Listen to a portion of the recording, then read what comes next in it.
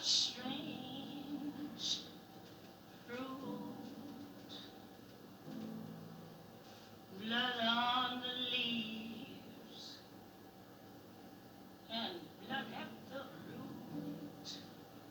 root, black bodies swinging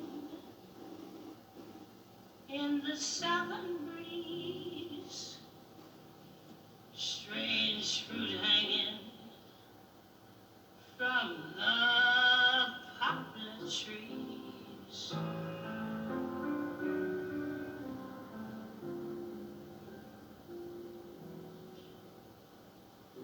Pastoral scene of the gallant South,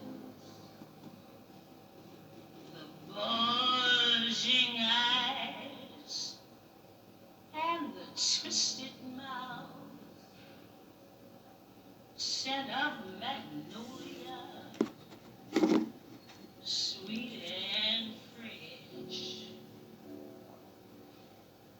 Then the sudden smell of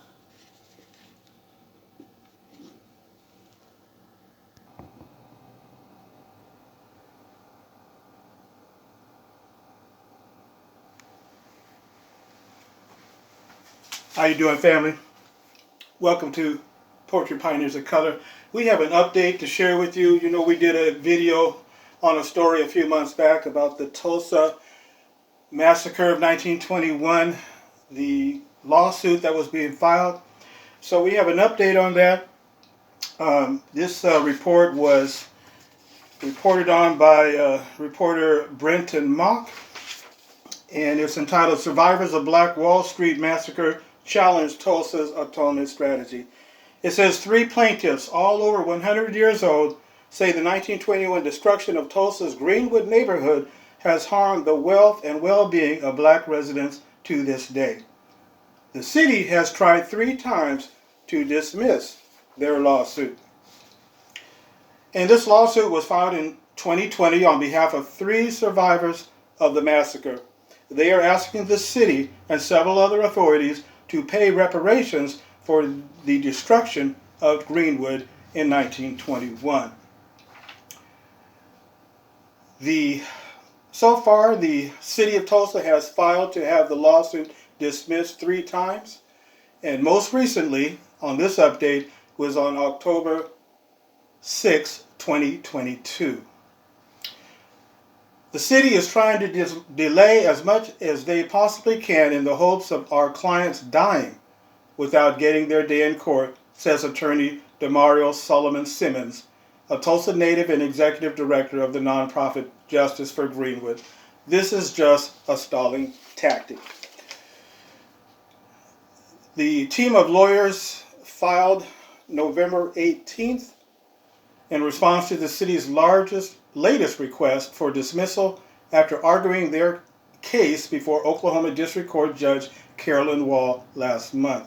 They are suing on behalf of 108-year-old Leslie Benningfield, Mother Randall, 107-year-old Viola, Mother Fletcher, and 101-year-old Hughes Van Ellis. They are seeking direct financial reparations for the surviving families and their descendants, along with the rebuilding of what was destroyed by the massacre. But in court filings, Tulsa argues that the state's laws exempt the city from liability from what happened in 1921.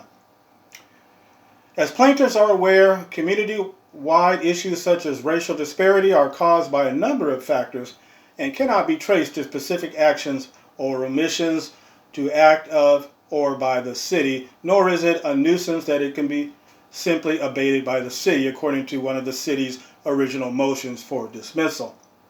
But even so, Solomon Simmons is hoping the public nuisance claim will lead to the favorable outcomes. He goes on to say that anything that we can show that was destroyed or that happened during the massacre that still hasn't been rebuilt, replaced, or hasn't been paid for is still fair game as far as the public nuisance claim is concerned, says Solomon Simmons. Because the only way you can have a public nuisance case in Oklahoma, there has to be some ongoing harm. And then finally, I wanted to share with you, friends, that again, they're seeking these financial reparations.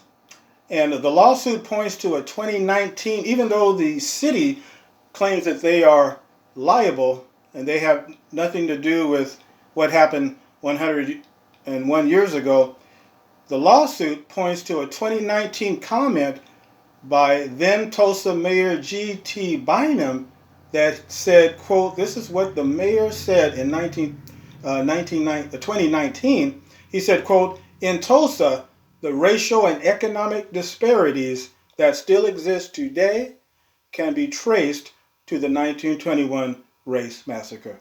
So, friends, I just want to give you an update on that. We're going to definitely be keeping an eye on further developments regarding this story. And if this, the last we reported on, the judge did give the green light for them to go forward. So they are in the discovery phase of the case where they are looking over sealed documents that have been sealed over 100 years ago.